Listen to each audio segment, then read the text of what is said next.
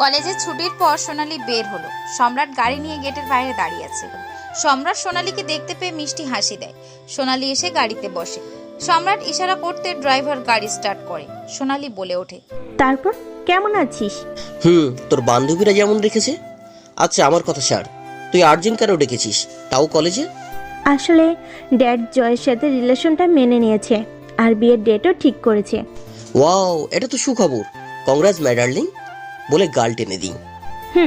তোর উপর চান্স মেরে তো কাজ হলো না, তাই জয় যে পিছে পিছে ঘুরছিল একসেপ্ট করে নিলাম। তুইও বিয়ে করে নে, ভালো মেয়ে দেখে। সোনালি স্টপ ইয়ার, আর একবারও এই কথাটা বলবি না। ওকে ওকে, সরি। আমি যাব তোদের বাসায় কাট নিয়ে। এটা বলতে ডেকেছিস কুত্তি? জানিস কত ইম্পর্টেন্ট কাজ ফেলে এসেছি। সন্ধ্যার পথও ডাকতে পারতিস, ফ্রি থাকি তো। এর জন্যই তোকে ভালোবাসি। কত কেয়ারিং তুই, সত্যি তুই অনেক ভালো। মাঝে মাঝে বাণীর ওপর হিংসা হয়, কেন যে তুই ওকে ভালোবাসলি। আমাকে তুই ভালোবাসলে আমার সবটা দিয়ে তোকে আগলে রাখতাম। হয়েছে, সব সময় এসব চিন্তা কেন ঘোরে মাথায়? এতদিন বলেছিস, তবে এখন বর হচ্ছে, তাই এসব তার সামনে কখনো বলবি না, পালিয়ে যাবে। সম্রাট ও সোনালি হি হি করে দুজনে হেসে ওঠে। তোদের বাসার সামনে চলে এসেছি, এবার যা। সোনালি বেরিয়ে গিয়ে আবার ফিরে আসে। কাঁচে ঠক ঠক করতেই সম্রাট কাঁচ নামিয়ে দেয়। এই সম্রাট, এই। আবার কি হলো? ফিরে আসলি যে, কিছু বলবি? হ্যাঁ বলছি যে আমার বিয়ে ঠিক হয়েছে জয়ের সাথে, সেটা তো বললাম। যার জন্য রেখেছি তাই তো বলা হয়নি। আসলে সেই উপলক্ষে কাল পার্টি আমার তরফ থেকে, সব ফ্রেন্ডের জন্য। তুই কাল ডিস্কে পৌঁছে যাস। ওকে, বাট আমার জান আসবে আমার সাথে, জানিস তো জানকে ছাড়া। হয়েছে হয়েছে, বলতে হবে না। জানি, আমি বলতে যাচ্ছিলাম আঙ্কেলকে নিয়ে আসিস। তোর বাবা তোর থেকে বেশি রোমান্টিক। শালার ক্ষেত, এখন যা। আচ্ছা শিবকালী, বাই। এই ক্ষেত, একদম চিপকালি বলবি না, তোর চুল টেনে ছিঁড়ে ফেলবো। ওকে ওকে, আর আমার সাথে চুল ছিঁড়তে হবে না। আচ্ছা বাই। বলে সম্রাট চলে আসে। সোনালি বাসার ভিতরে যেতে যেতে মনে মনে বলে, আল্লাহর কাছে দোয়া করি তোর জীবনে যেন খুব দ্রুত নতুন কেউ আসে, তোকে আবার তার মতো সাজাতে, ঠিক বাণী যেমন ছিল। এই হলো সম্রাট খান, আমার গল্পের হিরো। একমাত্র বাবা ছাড়া আর কেউ নেই তার। তার বাবাই তার জান। নাম আশরাফ খান, বড় বিজনেসম্যান। বাকিটা গল্পের সাথে থাকুন, জানতে পারবেন। এখন গল্পে ফেরা যাক। আমি আবার অফিসের দিকে যেতে থাকি। তখন হঠাৎ একটা গাড়ি আমার গাড়ির সামনে চলে আসে। ড্রাইভার গাড়ি ব্রেক লাগিয়েছে, তবে অন্য গাড়িটা ততক্ষণে ঠাস করে আমার গাড়ির সাথে লাগিয়ে দিয়েছে। আমার কিছু হয়নি। দ্রুত বেরিয়ে সামনের গাড়ি চেক করতেই দেখি একটা মেয়ে ড্রাইভিং স্ট্যান্ডের উপর মাথা গুঁজে হাত দুটো ঝুলিয়ে শুয়ে আছে, চুলে মুখ ঢাকা। দ্রুত টেনে বের করি। ফেসটা ছোট ছোট কালো চুল দিয়ে ঢেকে আছে। মেয়েটা বেহুশ। কোলে করে নিয়ে নিজের গাড়িতে নিয়ে বসি। ড্রাইভার গাড়ি চালাতে শুরু করে। স্যার, হসপিটালে চলে এসেছি। আমি ড্রাইভারের কথায় দ্রুত বেরিয়ে পড়ি। নার্স স্ট্রেচার এনে মেয়েটাকে নিয়ে যায়। বাইরে বসে অপেক্ষা করছি। তার মধ্যে ড্যাড ফোন করে। হ্যাঁ জান, বলো। কোথায় তুমি বাবাই? অফিস থেকে বেরিয়েছো, এখনো বাসায় আসছো না? টেনশন হয়তো। কত করে বলবো, যেখানেই থাকো একবার ইনফর্ম করবে আমায়। সরি জান, সোনালির সাথে দেখা করতে বাসায় ফিরছিলাম, তখন হঠাৎ একটা গাড়ি সামনে এসে পড়ে আর মেয়েটা ইনজুরি হয়। তাকে নিয়ে হসপিটালে এসেছি। হোয়াট? বাবাই, তোমায় কিছু হয়নি তো? কত করে বলছি দেখে শুনে গাড়ি চালাও, তুমি তো কথাই শোনো না আমার। জান, এত হাইপার হওয়ার কিছু নেই, আমি ফিট আছি। মেয়েটা জ্ঞান হারিয়েছে। ওকে ওকে, আই এম কামিং। ফোনটা কেটে পকেটে রাখলাম। 2 ঘন্টা পর। মিস্টার সম্রাট, পেশেন্টের জ্ঞান কিছু সময়ে ফিরে আসবে। বেডে দেওয়া হয়েছে, আপনি যেতে পারেন তার কাছে। Oh thanks doc, but I have to go. উনি সুস্থ হলে চলে যেতে বলেন। বলে হেঁটে বেরিয়ে আসতে যাব, দেখি জান দাঁড়িয়ে আছে। এটা কেমন কথা বাবাই? এটা ঠিক নয়। তুমি তাকে একবার দেখবে না? মেয়েটা কি হালে আছে? জান, আমি তো ডক্টর নই। ডক্টর আছেন তো, দেখার জন্য আমি পেমেন্ট করে দিয়েছি। তুমি চলো তো। আরে কিন্তু একবার দেখে তো যাই। বললাম তো চলো। বলে জানকে নিয়ে চলে এলাম। এক অন্ধকার রুমে আবছা আলোয় ফেস না দেখা গেলেও কাঠামো বোঝা যাচ্ছে। এক কোণায় 4 জনকে শক্ত করে বেঁধে রাখা, মুখে টেপ লাগানো। এক পাশে একটা বড় সিঙ্গেল সোফায় পায়ের উপর পা তুলে শীষ বাজাতে বাজাতে একটা লোক এসে বসে। পরনে কালো স্যুট। লোকটার পিছনে 6 জন কালো পোশাকের গার্ড এসে দাঁড়ায়। চেয়ারে বসা লোকটা বলে ওঠে, hello, how are you gentleman? হ্যাঁ, তো কেমন কাটছে সময় এখন? মাস্ত না? ও, তোদের তো মুখ বাঁধা, বলবি কি করে? বলে লোকটা হাত ইশারা করতেই একজন গার্ড এসে দাঁড়িয়ে যায়। বেঁধে রাখা লোকগুলোর মুখ থেকে টেপটা টেনে খুলে দেয়। লোকগুলো চেঁচামেচি করতে শুরু করে, তারপর সিরিয়াস হয়ে বলে, প্লিজ এসকে স্যার, আমাদের কিছু খেতে দিন প্লিজ। এখন না খেতে পেলে মরে যাব স্যার, প্লিজ পানি দিন। খেতে দেব? এই বলে দে, পার্সোনাল অ্যাসিস্ট্যান্ট, কার্তিককে কোথায় রেখেছিস? এই প্রশ্নের জবাব চাই। প্রশ্নের জবাব দিবি তবেই খেতে পাবি। যত দেরি করবি তত তোদের মরার দিন এগিয়ে আসবে। স্যার স্যার, আমরা সত্যি জানি না কার্তিককে কোথায় রাখা হয়েছে। স্যার প্লিজ বিশ্বাস করুন স্যার, আমরা সত্যি জানি না, প্লিজ স্যার। এসকে স্যার নেমে লোকটা আবার হাত ইশারা করে। গার্ড এগিয়ে গিয়ে মুখে আবার টেপ সেট করে দেয়। লোকগুলো করতে থাকে। লোকটা বেরিয়ে আসতে আসতে গার্ডদের উদ্দেশ্যে বলে, এদের এক ফোঁটা পানিও দিবি না যতক্ষণ না বলছে কার্তিক কোথায় রয়েছে। লোকটা আবার শীষ দিতে দিতে বেরিয়ে আসে। হসপিটালে হেই, কোন কুত্তায় আমায় হসপিটালে আনছে রে? মেয়েটার চিৎকারে হসপিটালের ডক্টর নার্স ছুটে আসে। মেয়েটার হাতের কাছে যা পাচ্ছে ছুঁড়ে মারছে আর চিৎকার করছে। হেই ইউ সাদা বিল্লি, তোদের সাহস হলো কি করে আমার হাতেই সুচ ফোটানো? হেই, খুলে দে বলছি, না হলে সবগুলাকে জেলে পুরে দিব। হেই, চিনিস আমাকে? I'm Bani from special force of Bangladesh police. Hey, এই পাগলকে ধরো, ইনজেকশন দিতে হবে। হেই, কেউ আসবি না, খবরদার, একদম আমায় সুচ ফোটাবি না। হেই। তার মধ্যে সবাই মিলে ধরে আর ডাক্তার ঘুমের ঔষধ দেয়। মেয়েটা ঘুমিয়ে যায়। উফ, কি ডেঞ্জারাস মেয়ে রে বাবা। একে তো মনে হচ্ছে অ্যাসাইনমেন্ট থেকে পালিয়ে আসছে। বলছি সম্রাট স্যারকে ইনফর্ম করি। হ্যাঁ হ্যাঁ, অবশ্যই, দ্রুত করো। আর বলো কি হাল করেছে হসপিটালে মেয়েটা। বলেই ডক্টর মেয়েটার হাতের স্লাইনের লাইন খুলে দেয়। রক্ত উঠিয়ে ফেলেছে পাগল মেয়েটা। ডিনার করছে সম্রাট আর আশরাফ। খাবারের থেকে ড্রিঙ্ক বেশি করছে, এটা তাদের নিত্য নতুন খাদ্য। হঠাৎ সম্রাটের ফোন বেজে ওঠে। সার্ভেন্ট ফোন এগিয়ে দেয়। এখন আবার কে ফোন করছে? বলে সম্রাট টিস্যু দিয়ে হাত মুছে ফোনটা পিক করে আর ওপাশ থেকে একজন বিচলিত হয়ে বলে ওঠে, স্যার স্যার প্লিজ আপনি একবার হসপিটালে আসুন। পেশেন্ট তো মেন্টাল হসপিটালে সব ভেঙে ফেলছে, আমাদের কয়েকজনকেও ইনজুর করেছে। What are you saying? Mental patient? But who? সে তো ড্রাইভ করছিল। একজন মেন্টাল পেশেন্টের কাছে কেউ কোনোদিন গাড়ি দেবে? স্যার উই ডোন্ট নো, বড় স্যার ডেকেছে আপনার, প্লিজ কাল একবার আসুন। Okay bye. বিরক্ত হয়ে ফোন কাটতেই দেখে বুঝতে পারলাম আমার ফেসের বিরক্তিকর এক্সপ্রেশনের কারণ জানতে চাইছেন। জান, তেমন কিছু না, ওই মেয়েটা অনেক পাগলামি করছে, সেটাই জানালো হসপিটাল থেকে। তো ফেসের এ হাল কেন? মনে হচ্ছে কাকে কারেন্ট ধরলেও এত খারাপ এক্সপ্রেশন দেয় না। জান, আমিও তো আগেই বলেছি বাবাই মেয়েটার কাছে তোমার যাওয়া উচিত, বাকিটা তোমার ইচ্ছা। এই বাসায় আমার কথা কেউ শোনে না, কে সবাই সবার মর্জি মতো চলে। বলে জান উঠে গেল। আমি মুচকি হাসলাম। কেউ একজন সত্যি বলেছিল, বয়স বাড়লে নাকি মানুষ বাচ্চা সুলভ আচরণ করতে শুরু করে। SK house. গার্ড একে অন্যকে বলছে, লোকগুলো পানি পানি করে কিভাবে কান্না করছে, একটু পানি কি দিবি? ভুলে যাস না বস কি বলেছে। এরা কার্তিক বসকে তুলে নিয়েছে। এসকে বসের জান কার্তিক বস। বস যে এখনো এত শান্ত কেন বুঝতে পারছি না। ছোট ছোট বিষয়ে মাথা গরম করে নেয়, অথচ কার্তিক বসের কিডন্যাপিংয়ে অনেক শান্ত। কিন্তু লোকগুলো বলছে তো ওরা কার্তিক বসের কথা জানে না। 5 দিন হয়ে গেছে, ওদের পানিও খেতে দেওয়া হচ্ছে না।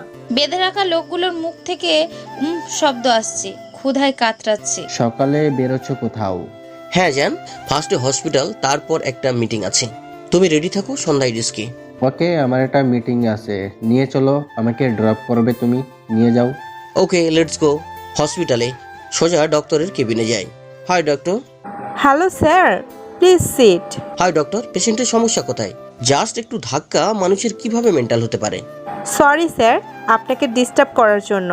আসলে পেশেন্টের মাথায় কোনো সমস্যা নাই, আমরাই ভুল বুঝেছি। উনি হঠাৎ নিজেকে হসপিটালে দেখে ডেসপারেট হয়ে কাজগুলো করেছে। Now she is fine. Wow, thanks doctor. ওনার অ্যাড্রেস নিয়েছেন? তাহলে এখানে পাঠানোর ব্যবস্থা করুন। ওনার কার নিয়ে আমি পার্ক করেছিলাম। স্যার আপনার আসার অপেক্ষা করছিলাম। ওনার অ্যাড্রেস নিয়েছে। উনি আসলে এখানে ট্যুরে এসেছে। উনি বাংলাদেশের সিটিজেন। চলুন একবার দেখা করে নেবেন। ওকে, বাট আমার কিছু ইম্পর্টেন্ট কাজ আছে। আপনি ফর্মালিটির দিকটা দেখুন, ওনাকে পৌঁছে দেওয়ার ব্যবস্থা করুন বলে চলে এলাম। Okay sir. মিস বানি, আপনার পরিবারের কেউ তো নাই, সেজন্য আপনাকে রিসর্ট পর্যন্ত এগিয়ে দিতে আমাদের একজন স্টাফ যাবে। সাদা বিল্লি, বলছি যে আমাকে এখন যেতে দিবেন? যে লোকটার আসার কথা বলেছিলেন, যে আমাকে এখানে এনেছে। হ্যাঁ এসেছিল ম্যাম, আর চলেও গেছে। হোয়াট? ডক্টর একটু কেঁপে ওঠে। জি উনি এসেছিলেন তো। তো আমার সাথে দেখা করে যাবে না? আমাকে যে মেরে ফেলতে ছিল, আমি যে পুলিশ কেস করিনি, সেই শুক্রিয়া করবে না? কি খরুস লোক। হ্যাঁ, এক্ষুনি তাকে আনাও, না হলে আমি যাব না তার সাথে। আগে বোঝাপড়া করব, তারপর যাব। ম্যাম প্লিজ উত্তেজিত হবেন না। উনি বড় বিজনেসম্যান, সময় করে যে এসেছেন এই অনেক। চাইলেই ওনার সাথে দেখা করা যায় না, আর ওনার দায়িত্ব উনি করেছেন। এখন আপনি প্লিজ যান। না, বললাম তো না। সে যেই মিনিস্টার হোক, আমার কাছে একজন অপরাধী, তাই ওনাকে ডাকো। সরি ম্যাম, সম্ভব নয়।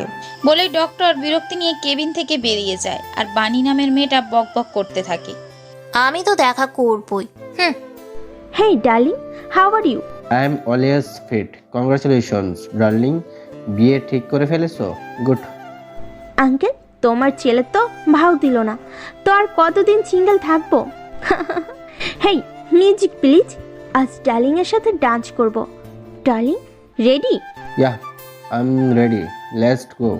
হেই সম্রাট, কাম। আমি দূরে বসে ড্রিঙ্ক করছিলাম, আর বাবা আর সোনালি হাসাহাসি করতে কথা বলছিল, সেটাই দেখছিলাম।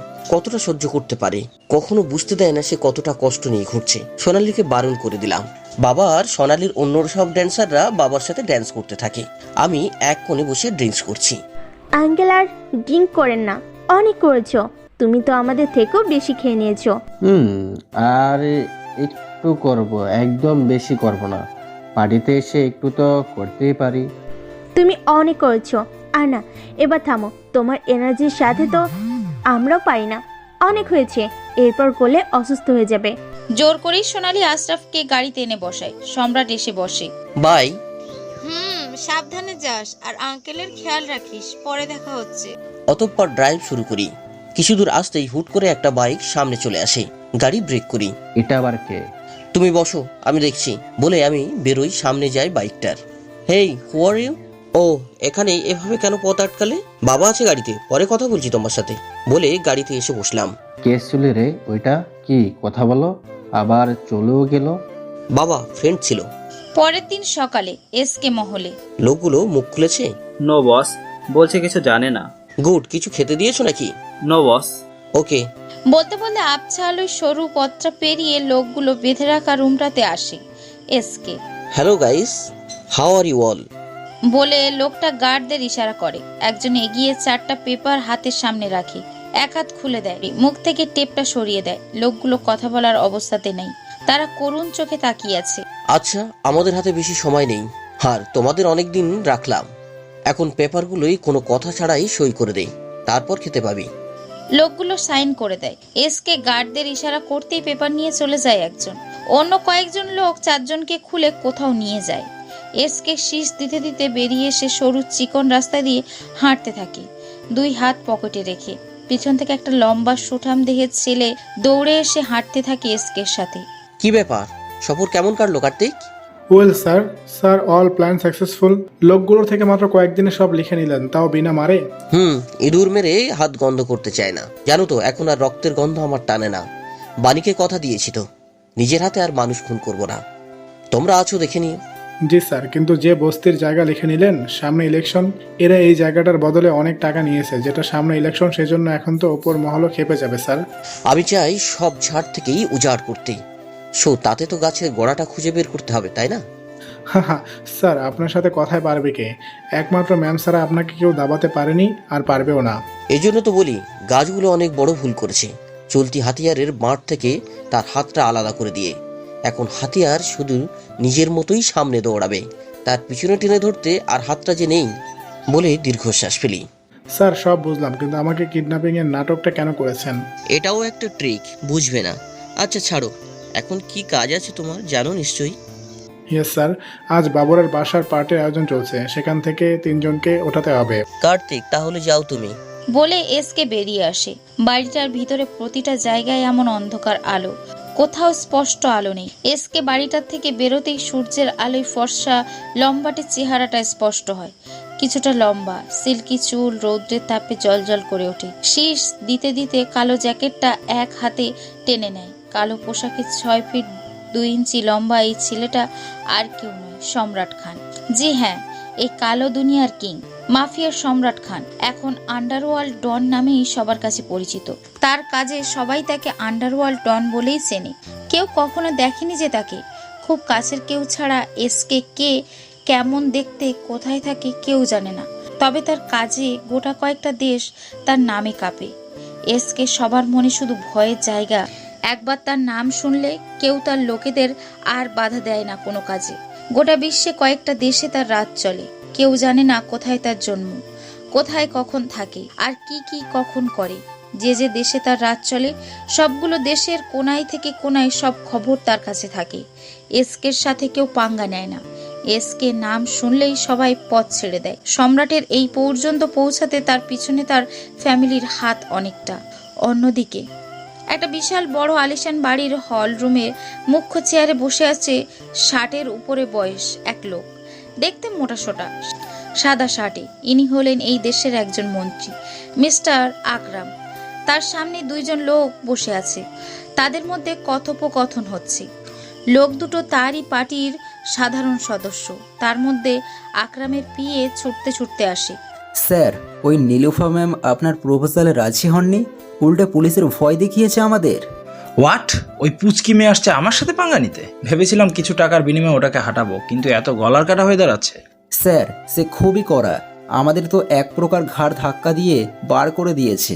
ও ডিফেন্স সেক্রেটারি নীলুফা এতটা সহজ হবে না। যখন তাহলে পথ থেকে সরিয়ে ফেলবো। বড় দেশভক্তি আসছে, ওর ডানা এবার ছাড়তে হবে। আমার কাজে বাধা দেওয়া, আমার রিকমেন্ড কোম্পানিগুলোর বিরুদ্ধে মুখ্যমন্ত্রীর কাছে রিপোর্ট, ওকে মরতে হবে। আব্দুর। জি স্যার, আমি রানার সাথে যোগাযোগ করছি স্যার। রানা হলো এসকে আন্ডারওয়ার্ল্ডের একজন সাধারণ সদস্য, যে সাধারণ গুন্ডামিগুলা করে বেড়ায়। এদিকে রিসর্টে বাণী নামের মেয়েটা নিজের ল্যাপটপটা নিয়ে বিভিন্ন প্যালেস চেক করছে। আচ্ছা, লোকটা কি খুব খারাপ? একবার দেখতেও এলো না। আচ্ছা, আমি ওনার কথা ভয়ানক ভাবছি। ভাবো না, কে না কে আমাকে অ্যাক্সিডেন্ট করিয়েছে, বেয়াদব লোক। পেয়ে গেছি যেটা খুঁজছি। তার মধ্যে তার কলিং বেল বেজে ওঠে। এখন আবার কে এলো? দরজা খুলতেই একজন কালো মতো লম্বা নিগ্র গোষ্ঠীর লোক দাঁড়িয়ে আছে। আর ইউ বানি? হেই, হু আর ইউ? বলতেই লোকটা একটা ছোট কার্ড পেপার তার হাতে দিল আর বলল, এটা তোমার জন্য। ওকে বলে ডোর বন্ধ করলাম। উঠে এসে পেপারটার কোড ল্যাপটপে সেট করলাম। অন্যদিকে ওই সম্রাট। হাই সোনালি, তুই অফিসে কি করছিস? আমাকে বললে চলে আসতাম। আরে দেখ কাকে নিয়ে আসছি। Oh Joy. Hi Joy. Hi sir. Hey, don't call me sir, just Samrat বলো। তুমিও তো ফ্রেন্ডের মতো। স্যার, আপনার সাথে আমাদের মতো সাধারণ মানুষের দেখা করতে 6 মাস এক অ্যাপার্টমেন্টের পিছে ছোটা লাগে। নাম কি করে বলি? এত ফর্মালিটির কিছু নেই, চলো বসে কথা বলি। এই সোনালি, তুই ওকে নিয়ে আমার অফিসে আসবি, বলবি তো আগে। বলার কি আছে? আচ্ছা শোন, বেশি সময় বসবো না, চল শপিংয়ে যাব, সেজন্য তোকে নিতে এলাম। জানিস তো আমার চয়েস প্রচুর খারাপ। জয় আছে তো, ওকে নিয়ে যা। তাছাড়া তোদের দুজনের মধ্যে কাবাবের হাড্ডি হতে চায় না আমি। ধর্মিয়া চল তো। এই জয়, তোমার কোনো সমস্যা আছে নাকি ও গেলে? না না না, কি যে বলেন স্যার, কেন থাকবে, চলুন না আমাদের সাথে। এই সোনালি, অবুঝের মতো কথা বলছিস কেন? তোরা যা, আমি পরে এক সময় তোদের ডেকে নেব। আর আমার এখন মিটিং আছে, প্লিজ বোঝার চেষ্টা করো বেবি। আচ্ছা, তোর যাওয়া লাগবে না, আমি বেনারসি কিনছি না, ওটা কিনে সময় মতো পৌঁছে যাস। বাই। এই জয় চলো তো, ওর ভাব বেড়েছে, আমাদের সাথে গেলে ওর দাম কমে যাবে। দেখেছো জয়, এই পাগলিটা সব সময় আমার এইভাবে জ্বালাবে। এখন প্লিজ তোমার বউকে তুমি সামলাও। স্যার ওকে তো আমার থেকে আপনি ভালো জানেন, সো প্লিজ সময় করে চলেন না। ওকে চল বলে সোনালির মাথায় একটা গাঁটটা মারি। অন্যদিকে রিসর্টে প্যালেস পেয়েছি, এখন শপিংয়ে যেতে হবে। ইস, কত কেনাকাটা বাকি। 3 দিনেই অ্যাক্সিডেন্ট করে বসলাম, এখন আর কার নেওয়া যাবে না, ক্যাব করে চলে যাই। একা একা এসব ভেবে বানি নিজের পার্সটা হাতে নিয়ে রিসর্ট থেকে বের হয়। কানের হেডফোন গলায় ঝুলছে, মুখে কিছু চেবাচ্ছে আর হাতে স্মার্টফোনের ক্যাপ ঠিক করছে। পরনে ব্লু শার্ট আর কালো জিন্স আর পায়ে একটা শু। রোড সাইডে এসে দাঁড়াতেই ক্যাব চলে আসে, উঠে বসে। ক্যাব চলতে শুরু করে নিজের গন্তব্যের দিকে। এদিকে মিস্টার আকরাম রাগে ফুঁসছে, কারণ তার পিএ আব্দুল রানাকে বারবার ফোন দিচ্ছে, তাকে লাইনে পাচ্ছে না। আব্দুলের ভয়ে ঘাম ছুটতে শুরু করেছে। স্যার আপনি রাগ করবেন না, হয়তো কাজে আছে। কিসের কাজ? আমি ফোন দিচ্ছি, সেটা কি ওর কাজের থেকে ছোট? এই সবগুলো আমার সামনে থেকে বের হয়ে যা, একটা কাজ ঠিক মতো করতে পারিস না? তার সামনে সোফায় বসে থাকা লোক দুটো ভয়ে বেরিয়ে যায়। স্যার বলছি, আজ তো বাবর স্যারের পার্টিতে যাওয়ার কথা, সেখান থেকে ফিরে ট্রাই করলে হয়। মাথা গরম করে কিছু হবে না।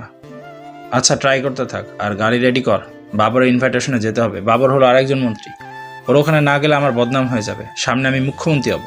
আব্দুল মনে মনে বলে, এই কথা গত 15 বছর ধরে শুনে আসছি। এর আগে যে পিএ ছিল সেই সঠিক বলতে পারবে কতদিনের স্বপ্ন তার মুখ্যমন্ত্রী হওয়া। জি স্যার, সব রেডি করছি, সন্ধ্যায় তো যেতে হবে, এখনো 2 ঘন্টা বাকি। হে বেবি, এখন পুরো ডেকোরেশনের জন্য এই ডিজাইনটা সিলেক্ট করেছি। সুন্দর বলে গাড়ির উইন্ডো দিয়ে বাইরে তাকিয়ে থাকি। ওই তুই আবার মন খারাপ করছিস? সোনালি ট্যাপে ডিজাইন দেখছিল। সম্রাট মন না দিয়ে আপন মনে কিছু ভেবে যাচ্ছে। বানি বানি শোনো, ওই যে ওই ক্যাবটাতেই বানি যাচ্ছে। সি বানিকে কোথায় পাচ্ছিস তুই? আরে আবার তোর পাগলামি শুরু হয়েছে। লিসেন, বানি এখানে কি করে আসবে? নো, আমি দেখেছি ওই ক্যাবটাতেই বাড়ি যাচ্ছে, কানে হেডফোন দিয়ে চোখ বন্ধ করে। আমি উইন্ডো দিয়েই দেখেছি, বিলিভ মি। ড্রাইভার, ওই ক্যাবটাকে ফলো করো ফাস্ট। আরে আরে, এত উত্তেজিত হচ্ছিস কেন? সম্রাট, তুই ভুলে যাচ্ছিস বানি মারা গেছে, 5 বছর হয়ে গেছে। বানি কি করে আবার এখানে আসতে পারে? নো নো, হ্যাঁ আমি শিওর দেখেছি, ওটা বানিই ছিল। ড্রাইভার গো ফাস্ট। ধুর, আমার আজকের দিনটাও বানি বানি করতে করতে মাটি করে দিবে। আঙ্কেলকে ফোন করি। বলতে বলতে ড্রাইভার দ্রুত চালাতে গিয়ে আরেকটা গাড়ির সাথে লাগিয়ে দেয়। যদিও একটু জোরে, শুধু ধাক্কা খেয়েছে, তেমন কিছু না হলেও। ডেম ইট, হে বেরো বলে ড্রাইভারকে বের করে দিয়ে সম্রাট ড্রাইভিং এ এসে বসে। ক্যাব অনেকটা দূরে চলে যাওয়ায় অনেক জোরে ড্রাইভ করছে। সোনালি ভয়ে চিৎকার করছে, বেবি প্লিজ স্লো ড্রাইভ কর, এই রোডে এমন হাই স্পিডে চালাস না, রুলস ভঙ্গ করছিস। আরে লাগিয়ে দিবি তো। চুপ করে বস, না হলে ধাক্কা দিয়ে ফেলে দেবো। আই এম ড্যাম শিওর ওটা বানিই ছিল। আমি বানিকে দেখে ভুল করব? এটা হতেই পারে। আস্তে প্লিজ। জয় প্লিজ হ্যান্ডেল করো, এভাবে চিৎকার করে আমার মাথা খাচ্ছে। সরি স্যার, আমি কি করে? মানে আপনি আস্তে ড্রাইভ করুন না, সোনালি ঠিক বলেছে, লেগে যাবে তো। কথা বলতে বলতে সম্রাট ড্রাইভ করে বানির গাড়ির সামনে এসে ব্রেক কষে। আরে দাদা, কি হলো? মাঝপথে ক্যাব থামালেন কেন? এই, আমাকে লুট করার প্ল্যান করেনি তো আবার? দেখুন, তাহলে কিন্তু চিৎকার করব। আমাকে এখন গেট আপে দেখে ভাববেন না অনেক টাকা আছে। দেখেন, সত্যি বলছি, কোনো টাকা নাই, আপনার লাভ হবে না আমায় ডাকাতি করে। দেখুন, কোনো গহনাও নাই, সত্যি বলছি। বানির কথায় ড্রাইভার হাঁ। ততক্ষণে সম্রাট এসে ক্যাবের ডোর খুলে মাথা নিচু করে বানির দিকে তাকায়। সাথে সাথে বানি ভয়ে লাফিয়ে ওঠে, অন্য পাশে সরে যায় কিছুটা। পিছনে পিছনে সোনালি আর জয়ও আসে। ড্রাইভার বলে ওঠে, কি হচ্ছে এসব? আর সম্রাট স্যার, আপনি স্যার আপনি এভাবে এখানে কোনো সমস্যা স্যার? সম্রাট ড্রাইভারের মুখে নিজের নাম শুনে ভ্রু কুচকায়। সে বড় বিজনেসম্যান হলেও এতটা ফেমাস নয় যে ক্যাব ড্রাইভাররাও তার খোঁজ রাখবে। আর এই ব্যস্ত শহরে যে যার কাজে ব্যস্ত, এসবের সময় কোথায়? জি, আপনি আমাকে চেনেন? জি স্যার, আপনার জন্যই তো আমার মেয়ের সম্মান বাঁচাতে পেরেছিলাম। ওই দিন আপনাকে কি করে ভুলি স্যার? ও, যদিও সম্রাটের মনে পড়ছে না লোকটার কাহিনী, সম্রাটের এখন সেটা মনে করতেও ইচ্ছা করছে না, তাই শুধু ও বলে কাটিয়ে গেল। বানির দিকে ফিরল। তুমি কেন এখানে? তুমিও এই ড্রাইভারের সাথে হাত মিলিয়ে আমাকে লুটতে এসেছো? এতটা বোকা তুমি নাও যতটা এখন বিহেভ করছো। বেরিয়ে এসো, রাস্তায় সিন ক্রিয়েট করতে চাইছি না। তুমি সুস্থ আছো আর আমার কাছে কেন ফেরোনি এটার জবাব তোমার কাছে চাইবো না, বাট যখন ছেড়ে যাবে কেন কথা দিয়েছিলে এটার জন্য খুব শাস্তি দেবো। আজও পাবলিক, আরে এসব কি বলছো? আমি আরো ভাবছি তুমি চোর। এখন তো ফিল্মের হিরোর মতো ডায়লগ মারছো। তবে তুমি কিন্তু দেখতে হিরোদের থেকে কম নও, চান্স পেয়ে যাবে একটু চেষ্টা করলেই। সম্রাটের মাথা গরম হয়ে গেল। এমনিতেই এতটা দিন পর তাকে আবার ফিরে পাবে ভাবেনি, আর সে এখন এসব বাজে বকছে। এই জন্য কথা না বলে হাত ধরে টেনে বের করে কোলে তুলে হাঁটতে থাকে। বানি হেল্প হেল্প বলে চিৎকার করে হাত পা ছুটছে। সম্রাট ক্যাব ড্রাইভারকে ছাড়িয়ে দিতে বলে সোনালীকে ইশারা করে। সোনালী দ্রুত নিজের পার্স থেকে কিছু টাকা বের করে দিয়ে চলে যেতে বলে। তারপর জয়কে নিয়ে দ্রুত গাড়িতে বসে। সেও মহা অবাক বাণীকে দেখে। এদিকে কার্তিক নিজের প্ল্যান সাজাতে ব্যস্ত। নাম করা 3 জন রাজনীতিবিদদের তাকে ওঠাতে হবে, তার ছেলেদের সব বুঝিয়ে দিচ্ছে। অন্যদিকে মিস্টার আকরাম রেডি হয়ে বেরোচ্ছে পার্টির উদ্দেশ্যে। তার ভিতর তার ফোন বাজতেই তার পিএ আব্দুল ফোনটা তার কাছে দেয়। স্যার, রানার কল। দে তো দেখি কথা বলি। হ্যাঁ রানা, কই আছিস তুই? হারামি, তোকে ফোনে পাওয়া যায় না কেন? সরি স্যার, মাফ করবেন, বড় বসের ডাক পড়েছে, আর্জেন্ট সেখানেই গেছিলাম। সেখানে তো ফোন নিয়ে যাওয়া যায় না, তাই বাসায় রেখে গেছিলাম। আপনি রাগ করবেন না, হঠাৎ জরুরি তলব যে। কার মাথা থেকে ঘাড় আলাদা করতে হবে বলেন? মাথা থেকে ঘাড় আলাদা নয়, আর ঘাড় থেকে মাথাও আলাদা নয়। প্রথমে একটু গিয়ে ভয় দেখাবি, কাজ না হলে পরে যা ইচ্ছা করিস। আমি ডিটেলস তোকে পাঠাচ্ছি, আজ রাতে যা। স্যার, আজ রাতে তো হবে না, বড় বস কাজ দিয়েছে, কাল যাব। আচ্ছা যাস, বাট 15 তারিখের আগে যা করার কর। ওই দিন মুখ্যমন্ত্রীর সাথে বৈঠক, আমার পোল খুলবে, তার আগে তোকে সব করতে হবে। ওটা নিয়ে ভাববেন না স্যার, এখনো 8 দিন বাকি হয়ে যাবে সব কাম। রাখছি সব। রাখ। ফোন কেটে মিস্টার আকরাম ডেভিল হাসি দিচ্ছে। এবার তো তোর তেজ আমি দেখব, দেশপ্রেমের কত তেজ। আমি লাশের উপর হেঁটে এই পর্যন্ত পৌঁছেছি, এত সহজে সব কিভাবে ধ্বংস হতে দেই। এদিকে সম্রাট শপিং এ না গিয়ে সোজা বাসায় আসার জন্য রওনা হয়েছে। গাড়ির ভিতরে বসে বাণী বকেই যাচ্ছে নিজের মতন করে। হ্যাঁ কার্তিক, বলো। এত সময় লাগে সামান্য 2টো রিসোর্ট থেকে ইনফর্ম নিতে? স্যার, আমি যেটা জেনেছি সেটা শুনলে আপনি অবাক হয়ে যাবেন। স্যার, মেয়েটা বাংলাদেশ থেকে এসেছে ট্যুর ভিসায়। এটাতে অবাক হওয়ার কি আছে কার্তিক? সে বলেছে এবং বাংলা বলাতেই বুঝেছি সে বাঙালি। এখানে অবাকের কি পেয়েছো? স্যার, অবাক হওয়ার বিষয় এটা যে মেয়েটা আর কেউ নয়, বানি ম্যাম। আমি এটাও জানি। নতুন কি? স্যার, আপনি জানেন ওটা বানি ম্যাম? আমি তো এখানে ফটো দেখে অবাক হচ্ছে যে বানি ম্যাম কি করে। আপনাকে চমকাই দিতে আমি আরও ফোন করলাম, কিন্তু আপনি জানেন। স্যার, চিন্তা করবেন না, আমি ওনাকে খুঁজে নিয়ে আসবো। উনি এখনও এই গ্লোবাল রেস্টুরেন্টেই আছেন, তবে এখনও ফেরেনি। ফিরলে ওনাকে নিয়ে আপনার কাছে যাব, তাই দেরি করছিলাম। ইডিয়েট, তুমি তোমার বাকি কাজ কমপ্লিট করো, বাণীকে খুঁজতে হবে না। বলে রাগে ফোনটা কেটে দিল সম্রাট। আরে স্যার, হ্যালো, যা বাহ, লাইনটা কেটে দিল। আরে স্যার কি আমার কথা শোনেনি নাকি বোঝেনি? বানি ম্যামের খোঁজ পেয়েও স্যার তাকে না নিয়ে যেতে বলে, আমাকে নিজের কাজে যেতে বলল। আজব, এটাও সম্ভব? দি আন্ডারওয়ার্ল্ড ডন মাফিয়া কিং যে কিনা সব ছেড়েছিল এই একটা মেয়ের জন্য, তাকে ইগনোর করলো। কি যে করে বুঝি না। আমি যাই, যেটা বলেছে সেটাই করি, না হলে আবার রেগে যাবে। এদিকে বাবরের পার্টিতে হোটেল ভর্তি লোকের ভিড়ে রানা ও কার্তিক আরো বেশ কয়েকজন ছেলেপুলে ও ওয়েটারের গেটআপে ঢুকে পড়েছে। কারণ সবাইকে কার্ড শো করে হাই সিকিউরিটি পার করেই হোটেলে ঢুকতে হচ্ছে। নামি দামি মন্ত্রীরা এসেছে, সাথে আরো বন্ধু বান্ধব তাদের। রানা হঠাৎ মিস্টার আকরামকে দেখে নিজের মুখ লুকায় হাতে থাকা ড্রিঙ্ক ট্রে দিয়ে। আরে এই লোকটা কি সব জায়গায় থাকে নাকি? এখানেও আসতে হয়েছে। এখন যদি আমায় দেখে তো বুঝে যাবে এখানে যা হবে তার সব কিছুতে আমি ইনভলভ আছি। আর এটা যদি একবার বুঝে যায় তো আমার আর রক্ষে নেই। বড় বসের কাছে কি করব? আমায় তো দেখে নিবে। পেয়েছি। ওনাকে আগে এখান থেকে সরাতে হবে, তারপর কাজ ঠিক মতো করে দ্রুত বেরোতে হবে। অন্য একজন দলের লোককে ডেকে মিস্টার আকরামকে দেখিয়ে সব বুঝিয়ে দিলেন। লোকটাও গিয়ে মিস্টার আকরামের গায়ে ড্রিঙ্ক ফেললেন। ব্যাস, সাথে সাথে মহল গরম। ঠাস ঠাস করে তার পিএ আব্দুল লোকটার মুখে চড় বসাতেই সবাই থতমত খেয়ে গেল। লোকটা ভয়ের ভান করে বললেন, সরি স্যার, আমি ইচ্ছে করে করিনি, আমাকে মাফ করবেন। কিসের মাপ? হ্যাঁ, তুই 2 টাকার ওয়েটার, জানিস কি করেছিস? স্যারের গায়ে ড্রিঙ্ক ফেললি। আহ আব্দুল, যেতে দাও না, অত বকছো কেন? ও তো ইচ্ছে করে ফেলেনি, ছাড়ো। যাও ভাই যাও, দেখে শুনে কাজ করো। আমি এর জন্য কিছু মনে করিনি, সবাই তো আর এক হয় না। যাও যাও, পরের বার থেকে খেয়াল রাখবে, কেমন? জি স্যার, ধন্যবাদ স্যার। স্যার আপনি সত্যি অনেক ভালো। ধন্যবাদ স্যার, ক্ষমা করবেন। আরে তোমরা সবাই থেমে গেলে কেন? তোমরা এনজয় করো। বলে আকরাম জোরপূর্বক হেসে ওয়াশরুমে এলো। আব্দুল পিছনে পিছনে এলো। সবার চোখের আড়াল হতেই আকরাম রেগে আগুন। শালার ছোট লোকের বাচ্চা, আমার গায়ে ড্রিঙ্ক ফেলা। এ আবুল, ওই বেটাকে উচিত শিক্ষা দিবি, বেয়াদব সব ছোট লোক। স্যার স্যার শান্ত হন, আমি ক্লিয়ার করে দিচ্ছি। বলেই আব্দুল টিস্যু দিয়ে আকরামের সাদা শার্টটা পরিষ্কার করতে করতে বলে, স্যার ওখানে তো লোকটারে উচিত শিক্ষা দিতাম, আপনি কেন বাধা দিলেন? আরও কয়েকটা থাপ্পড় দিতাম। তুই এসব বুঝবি না আব্দুল, এটা হলো মানুষের মনে রাজ করার একটা টেকনিক, আমার কয়েকটা ভোট বাড়তির সূত্র। মানে কিভাবে স্যার? ওই ছোট লোকটা ভয় পেয়েছিল, ভেবেছিল আমি হয়তো কিছু বলবো, কিন্তু ভালো ব্যাপারে ও মনে মনে কৃতজ্ঞ। এখনও আরও 2 জনের সামনে বলবে কত ভালো আমি, এত বড় ভুলের পর কিছুই বলিনি। তারা আর 4 জনের সামনে বলবে, তারা আর 8 জনের সামনে বলবে, এভাবে সবার কাছে ভালো মানে আমার ভোট বৃদ্ধি।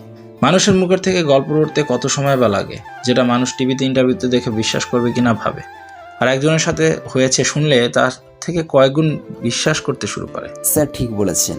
স্যার মুছে দিয়েছি, এবার বাসায় গিয়ে চেঞ্জ করে নেবেন। চল। পুচকে শোনা, আমার বোন তুই কোথায়? দেখ তোর বোন চলে এসেছে, আর কোনো ভয় নেই তোর। বোন আমার, কোথায় তুই? মিস্টার আশরাফ খান একটা রুমের দরজা খুলতে ভিতরে বাণীকে বসে কাঁদতে দেখে দ্রুত কাছে যায়। মামুনি, এই বুইড়াটা আবার কি?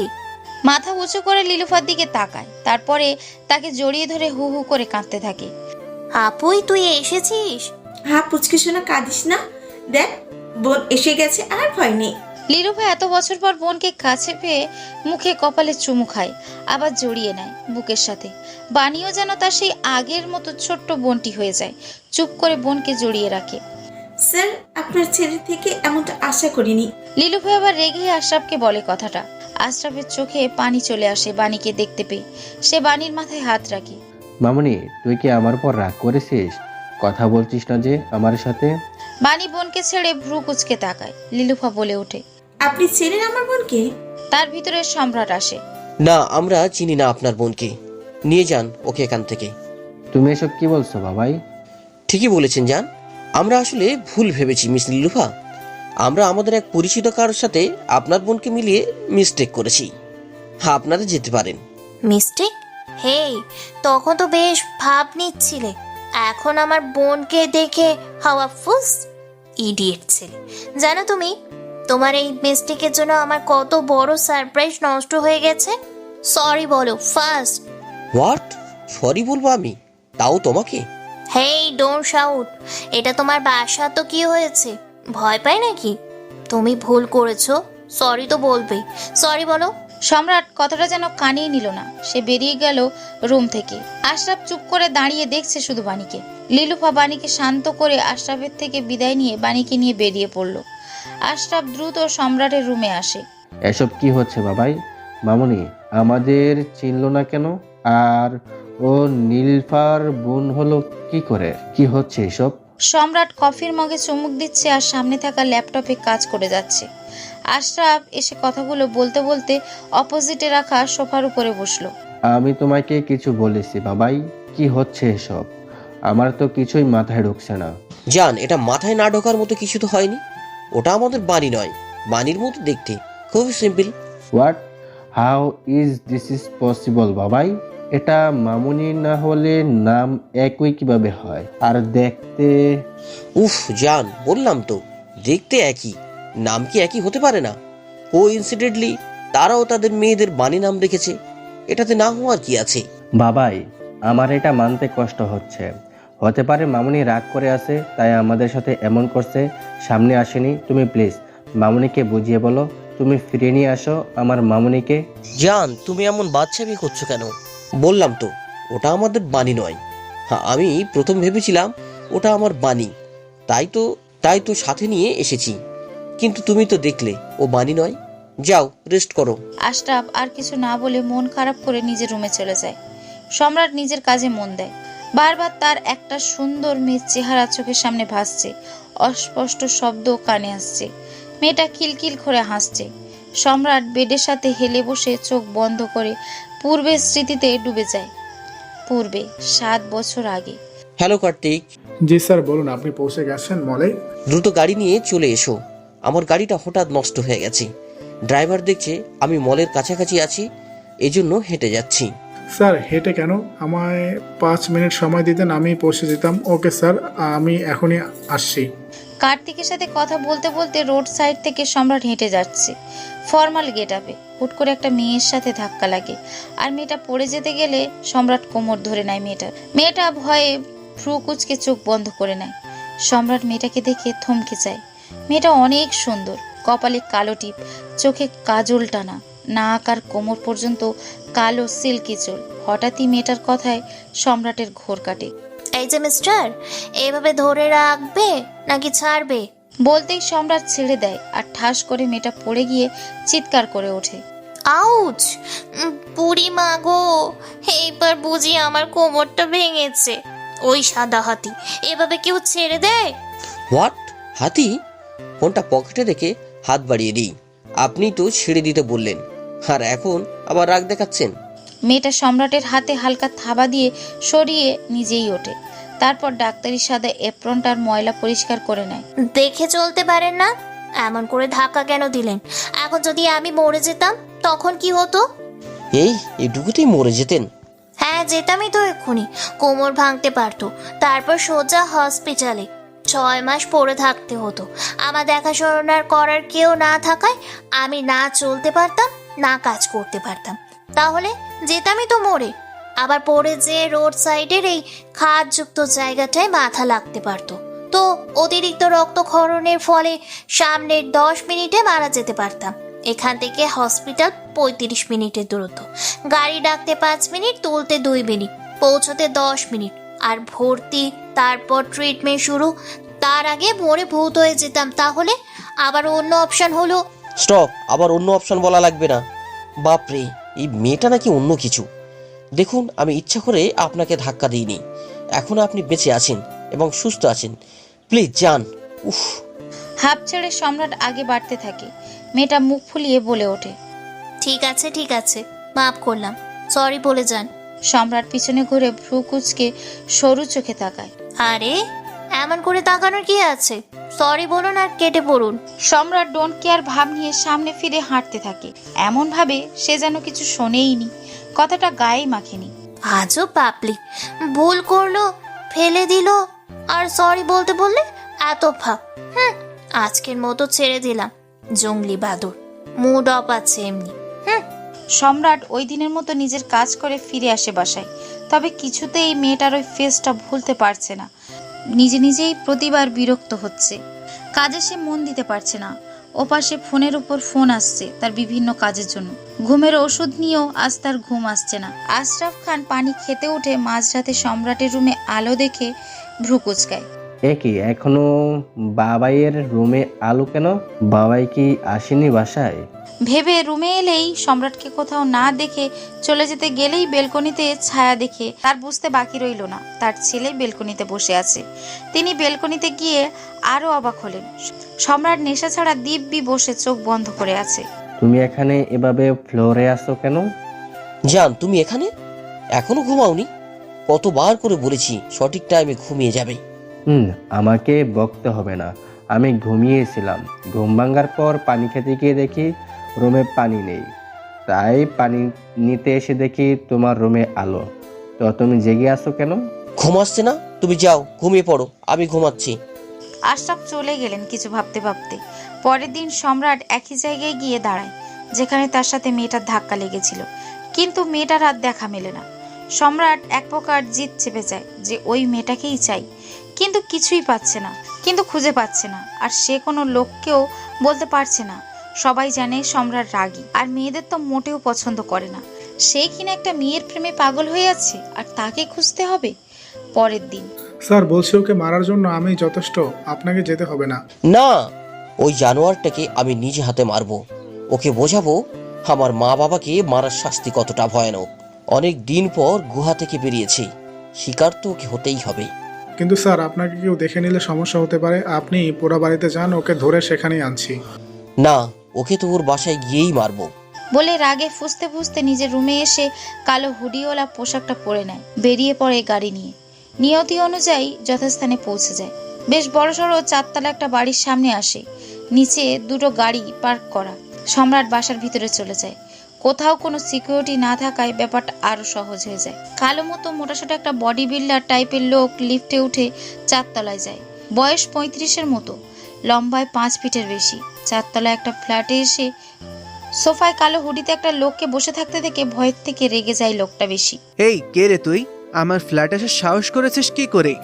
বলেই পিছনে থাকা পিস্তলটা বের করে সামনের দিকে তাক করার আগেই একটা চিকন সরু ছুরি এসে লোকটার এক হাতে লাগে আর পিস্তলটা পড়ে যায়। সামনে বসা হুডিওয়ালা লোকটা ছুরিটা ছুঁড়েছিল। ওই কুত্তার বাচ্চাকে তুই কি চাস? যে জন্য এসেছিস বেঁচে ফিরতে পারবি না। বলে বাঁ হাতে আরেকটা পিস্তল বের করে, আবারও একটা ছুরি এসে লাগে।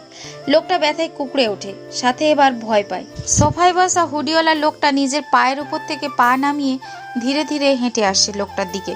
লোকটা ভয়ে পালাতে যায়, তার আগেই ঠাস ঠাস করে 2টো বুলেট এসে লোকটার 2 পায়ে লাগে। লোকটা রক্তাক্ত হয়ে ব্যথায় চিৎকার করতে করতে ফ্লোরে পড়ে যায়।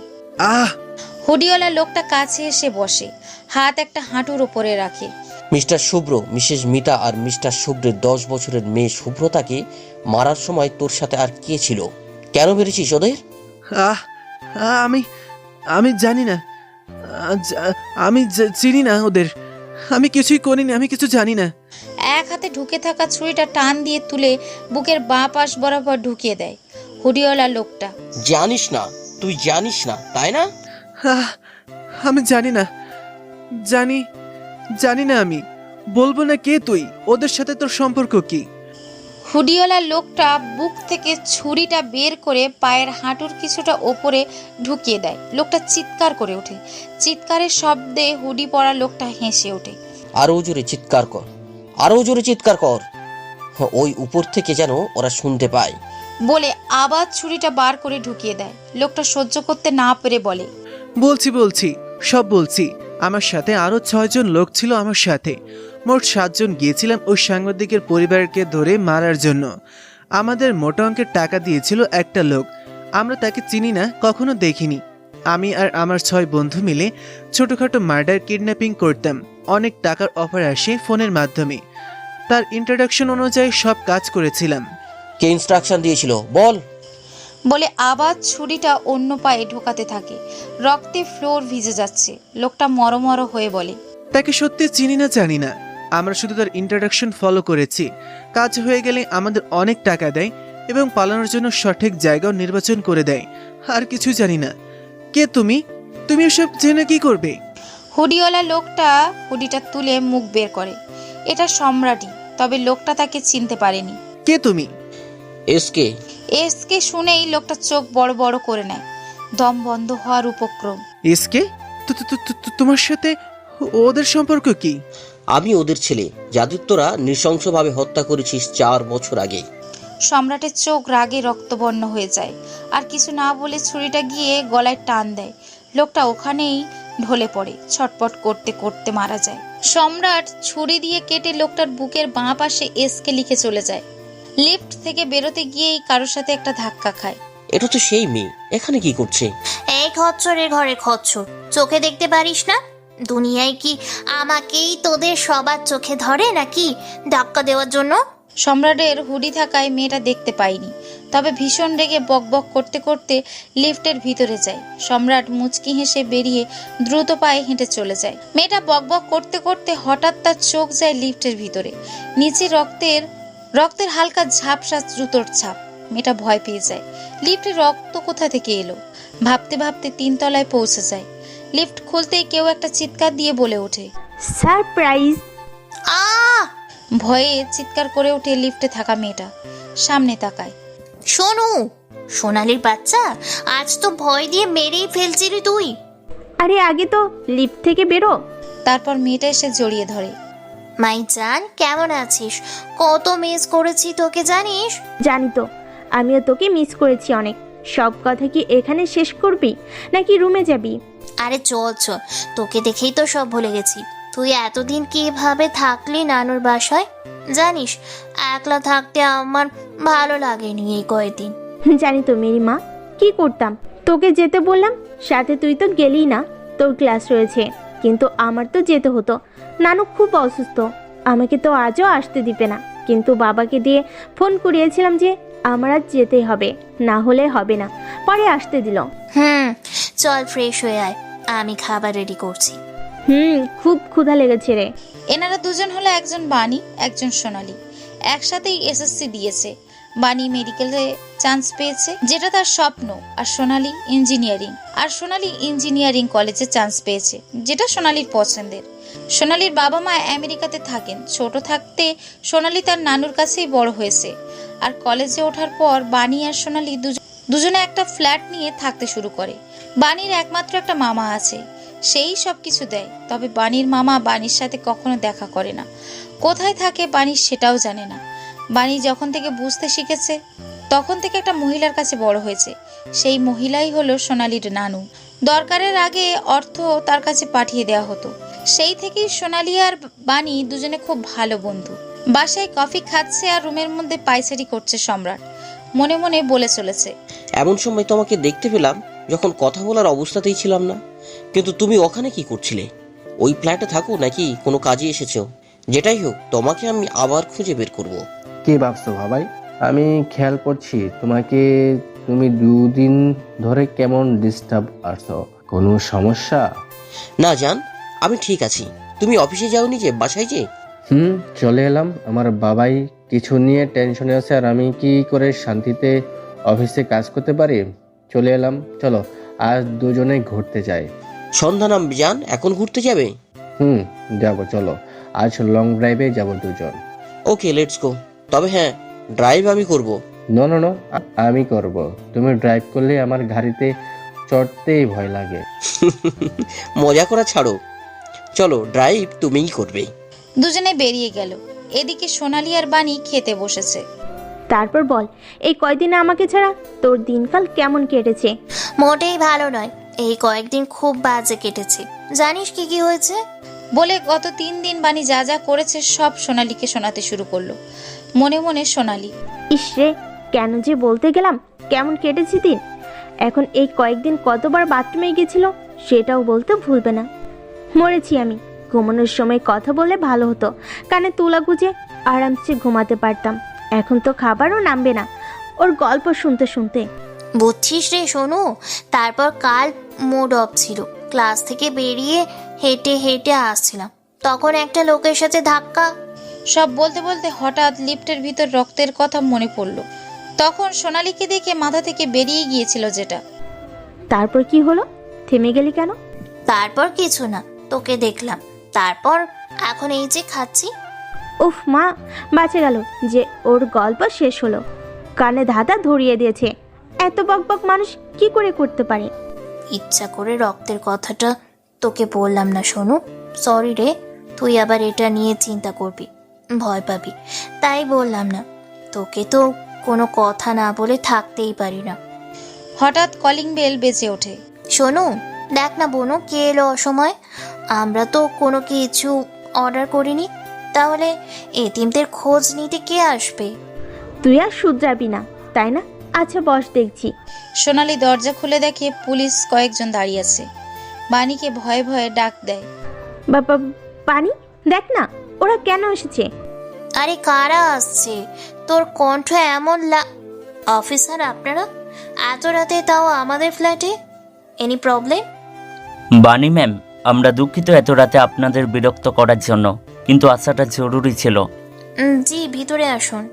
4 জন পুলিশ ভিতরে আসে ভদ্রতার সহিত। 3 জন এদিক ওদিক দেখতে থাকে, আর একজন বাণীকে বলে, ম্যাম আসলে উপরতলায় একটা খুন হয়েছে, আর সেই কেসের জন্যই আমাদের আসা। খুন? খুন বলে বাণীকে এসে জড়িয়ে ধরে ভয়ে। সোনালী এমন অল্প কিছুতেই বেশি ভয় পায়। আরে শান্ত হ। জি অফিসার, বলুন। আমাদের ফোন এসেছিল যে এই বাড়িতে 4 তলায় একটা রুমের দরজার নিচ থেকে রক্ত বেরিয়ে আসছে কিছুটা, ভিতর থেকে দৌড় দেওয়া। আমরা এসে লক ভেঙে ঢুকতেই একটা লাশ পাই, তাকে পোস্টমর্টমের জন্য পাঠানো হয়েছে, আর বাকি লোকজনদের ডেকে কিছু জিজ্ঞাসাবাদ করা হচ্ছে। আমি যে লিফটের ভিতর রক্ত দেখেছিলাম, বলা কি ঠিক হবে? আর নিশ্চয়ই আমার সাথে ধাক্কা লাগা লোকটাই খুনি ছিল, না হলে উনি বেরোলেই তো রক্তের দাগ দেখেছিলাম। কি করব বলবো নাকি? মিস বানি, আপনারা কি বাসা থেকে বেরোলে আশেপাশে বা এই বাসার কোথাও সন্দেহজনক কাউকে দেখেছেন? না না না, আমরা কাউকে কোথাও দেখিনি স্যার, আমরা কিচ্ছু জানি না। আরে শোনো, কাম ডাউন, কিছুই হয়নি, রিল্যাক্স। স্যার আপনি তো জানেন ও কেমন ভিতুর ডিম। শোনো, আজই গ্রামের বাড়ি থেকে এসেছে। আমি গত 3 দিন থেকে একাই ছিলাম, সন্দেহজনক কাউকে দেখিনি। ওকে ম্যাম, আমার আপনার কথায় বিশ্বাস আছে আমাদের। আপনাদের বিরক্ত করার জন্য দুঃখিত। এখন চলো যাই।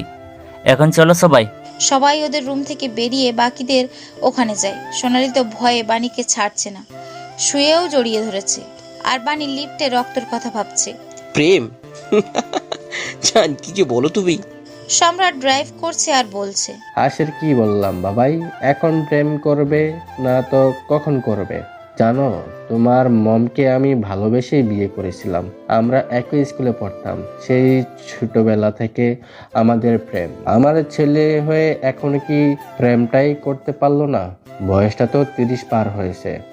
জান, তুমি না এখনো কাউকে দেখে মনে হয়নি যে তাকে ছাড়া আমার জীবন অপূর্ণ, কিন্তু ওই মেয়েটাকে দেখার পর মনে হয়েছে হ্যাঁ, ও আমার জীবনে আসলে খারাপ হতো না। কিন্তু আমি আবার লাইফে জড়াতে ভয় পাই জান। ও, ওটা কে বাবাই? তার মানে তোমার কাউকে পছন্দ হয়েছে, ভালো লেগেছে? কে সে, কোথায় থাকে? জান, এত ঢং করার কিছু নেই, জাস্ট মনে হয়েছে তাই তোমাকে বললাম। তাছাড়া কোথায় থাকে কি করে জানি না, তবে হয়তো ডাক্তারি পড়াশোনা করছে। যখন প্রথম দেখেছিলাম অ্যাপ্রন পরা, হাতে কয়েকটা বই নিয়ে হেঁটে যাচ্ছিল, কিন্তু মনে হয় পাগল মেয়েটা। বাবাই, তুমি প্রেমে পড়ে গেছো তাহলে অবশেষে। আমার দুশ্চিন্তা এবার। আমি জানি আমার ছেলে খুব দ্রুত তার খোঁজ পেয়ে যাবে। ওকে, আর নয়, চলো অনেক হয়েছে, এবার বাসায় যাওয়া যাক। চলো। বাদ যাওয়ার সময় ওই যে মোড়ের টঙ্গের দোকানে জিলাপি ভাজি না, ওইখানে অবশ্যই একবার যাব। জানি, তুমি বেরোলেই ওখানে না গিয়ে থেকেছো কখনো? 2 দিন পর। ওই বনু, দেখ না, ওই পিছনে কালো গাড়িটা গত 10 মিনিট থেকে আমাদের ফলো করতেছে। আমার না খুব ভয় করতেছে। চল চল, তোর আর আইসক্রিম খেতে হবে না, চল আমরা কলেজে যাই। আবে কোথার কে আমাদের কেন ফলো করতে যাবে? হ্যাঁ, চুপচাপ খাতো। ওসব দেখে এখন সময় নষ্ট করতে পারবো না। বনু রে, আমার তো ভয় করতেছে। ওই যে তোর কলেজের বাস হাজির, উঠে পড়, ভয়ের ডিব্বা। আমি গেলাম, সামনে রিক্সা পেয়ে যাব। বাই। সোনালীকে গাড়িতে উঠিয়ে দিয়ে বাণী আইসক্রিম খেতে খেতে রাস্তার পাশ দিয়ে আপন মনে হেঁটে চলেছে। কিছু সময় গাড়িটা এসে বাণীর পাশে ব্রেক করে। কালো গ্লাসটা নামিয়ে সম্রাট মিষ্টি হেসে বলে বাই বলে বাণী নিজের মতো হাঁটতে থাকে। 2 পায়ে গিয়ে আবার পিছনে আসে। সম্রাট তাকিয়ে আছে তার দিকে। ওই তুমি কে? আমাকে হাই দিচ্ছ? আমাকে তোমার মনে পড়ছে না? ওই দিন দেখা হয়েছিল আমাদের, তোমাকে খুঁজে পেতে কয়েকটা দিন লেগে গিয়েছিল, তবে অবশেষে পেলাম। ওই দিন দেখা? মনে পড়ছে না। ওই আপনি তো সেই খচ্চর লোকটা যে আমায় ধাক্কা দিয়ে ফেলে দিয়েছিলেন। ওই দিন মুড ছিল না, বকতে পারিনি। আজ পেয়েছি আপনায় বলে বাণী বকতে থাকে। সম্রাট হা হয়ে যায়। কিছু সময় আর শুনতে না পেরে চিৎকার দিয়ে ওঠে, শাট আপ! এই, তুমি কি পাগল? তখন থেকে বকে যাচ্ছ, আমার কানের পোকাও বিরক্ত হয়ে বেরিয়ে যাচ্ছে। ওই আপনি একে তো ওই দিন আমায় ফেলে দিয়েছেন, আবার এখন পাগল বলছেন? পাগলের নমুনা তো আমি আপনার মতো দেখতে পাচ্ছি। কানে কারোর পোকা থাকে অমন যে কথার জন্য বেরিয়ে আসবে বিরক্ত হয়ে। উফ, এ কোন মেয়ে আমার পছন্দ হলো? ফুললি পাগলি। কি ভাবছেন? আমাকে কেন খুঁজছেন? বলতে বলতে ঘড়ির দিকে খেয়াল দিতেই ও নো, আমার ক্লাসে লেট বলে দৌড়তে শুরু করলো বাণী। আজব মেয়ে। ওই মেয়ে, দাঁড়া বলছি। এভাবে দৌড়ানোর মানে কি? সম্রাট গাড়িটা চালিয়ে আবার সামনে চলে এলো। ওই, দৌড়াচ্ছ কেন? বাণী দৌড়াতে দৌড়াতে বলে, ঠিক তো, দৌড়াচ্ছি কেন যখন গাড়ি আমার সামনে? বলে দাঁড়িয়ে যায়। সম্রাটও গাড়ি স্লো থেকে ব্রেক করে আর বাণী ঢুপঢাপ করে উঠে বসে অর্ডার করার মতন বলে, ওই দ্রুত চালাও, নাকি বাসা থেকে খেয়ে বেরোনি? 10টার আগে ক্লাসে না ঢুকতে পারলে স্যার আর ঢুকতে দিবে না। দ্রুত চলো, এই লেট হয়ে যায়। যার জন্য হোস্টেলে থাকতে চাইলাম, কিন্তু ভিতর টিমের জন্য আমার আর হলো না। বাণী সম্রাটের কথা শুনে কলেজের সামনে চলে আসে। বাণী নেমে পিছনে না ফিরেই দৌড়ায়। কয়েক মিনিটে চোখের সামনে থেকে ভিতরে চলে যায়। সম্রাট অপেক্ষা করতে থাকে। বিকাল হয়ে যায়। বাণী তখন কলেজ ফ্রেন্ডদের সাথে হাসতে হাসতে কথা বলতে বলতে বের হয়। সম্রাটকে রোডের অন্য পাশে হাত বেঁধে গাড়ির সাথে হেলান দিয়ে দাঁড়িয়ে থাকতে দেখে বাণীর মনে পড়ে যায়। সবাইকে ফেলে দৌড় লাগায় আর হুট করে একটা বাইক এসে লেগে যায়। যদিও সম্রাট দৌড়ে গিয়েছিল, কিন্তু তার আগেই বাইক এসে ধাক্কা দেয়। বাণী কিছুটা দূরে এসে পড়ে। সম্রাট থমকে যায়। রাগী দৃষ্টিতে বাইকের দিকে একবার তাকিয়ে দৌড়ে গিয়ে বাণীকে কোলে তুলে নেয়। এই মেয়ে ঠিক আছো? এই কথা বলো। বাণীর চোখটা অল্প খোলা, এক হাতে বেশি চোট পেয়েছে রোডে পড়ার জন্য, কিছুটা কেটে রক্তও বেরোচ্ছে, আর হঠাৎ এমন ধাক্কা খাওয়ায় বেহুশ হয়ে যায়। সম্রাট দ্রুত হসপিটালে নিয়ে আসে ডাক্তারের চেক আপের পর। ডাক্তার এখন কি অবস্থা? মিস্টার সম্রাট, ভয়ের কোনো কারণ নাই, উনি ঠিক আছেন। কেটে যাওয়া জায়গায় ঔষধ দিয়ে ব্যান্ডেজ করে দিয়েছি, কিছু সময়ে জ্ঞান ফিরে আসবে। হাত চোটে গিয়েছে, সঠিক ট্রিটমেন্ট কিছুদিনেই ঠিক হয়ে যাবে। কোনোভাবেই হাত দিয়ে কিছু করা যাবে না, ফুল রেস্ট রাখতে হবে। জি ডক্টর, ধন্যবাদ। আমি ওকে নিয়ে যেতে চাই। ওকে। বাণী আস্তে করে চোখ খোলে, দেখে সে একটা বিশাল বড় রুমে একটা বড় বেডে শুয়ে আছে। মাথা ঘোরাতেই দেখতে পায় এক পাশের সোফায় দুইজন লোক বসে আছে মাথা নিচু করে। দুইজনেই চিন্তিত। বাণী কেসে উঠতেই দুইজন দৌড়ে ওর কাছে চলে আসে। জান, ওর জ্ঞান ফিরেছে, দেখেছো ও ঠিক আছে? কেমন লাগছে এখন মামুনি?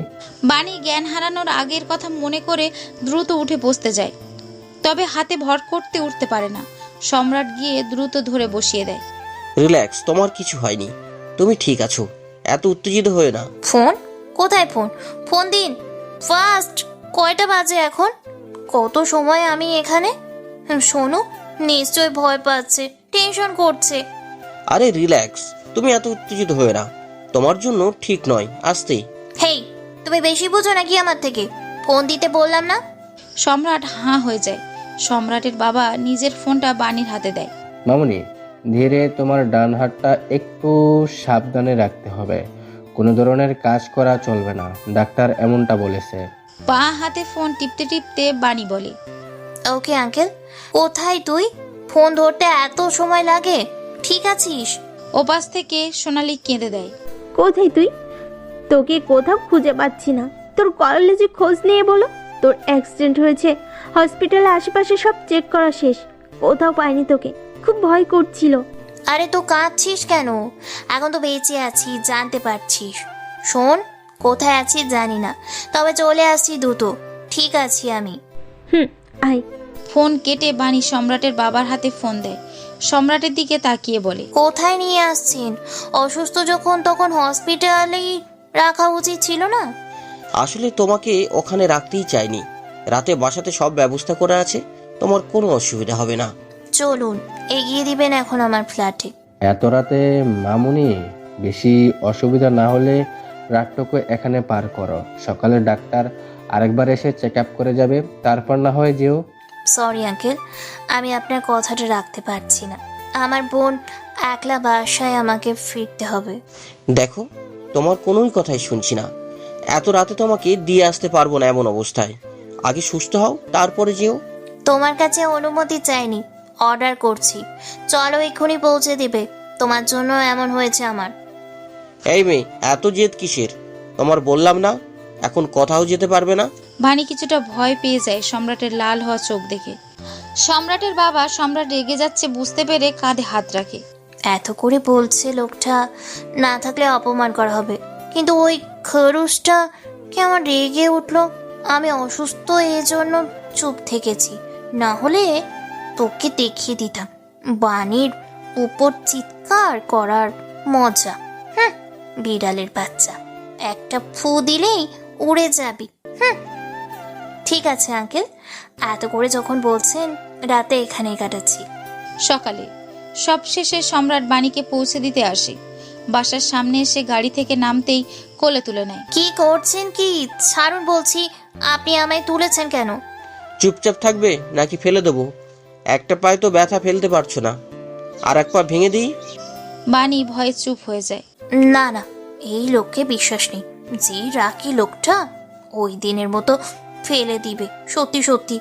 কলিং বেল বাজাতেই সাথে সাথে সোনালি দরজা খুলে দেয়, যেন সে দরজার কাছেই ছিল, বাণীর আসার অপেক্ষা করছিল। তবে দরজা খুলে সম্রাটকে দেখে ক্রাশ খায়, ভুলে যায় সব। বাণীকে সে খেয়ালও করেনি। বাণীর কথায় তার হোশ ফেরে। কি রে, আমার হাঁ করে তাকিয়ে কি দেখছিস? ভেতরে যেতে দে, না হলে এই বজ্জারটা কোল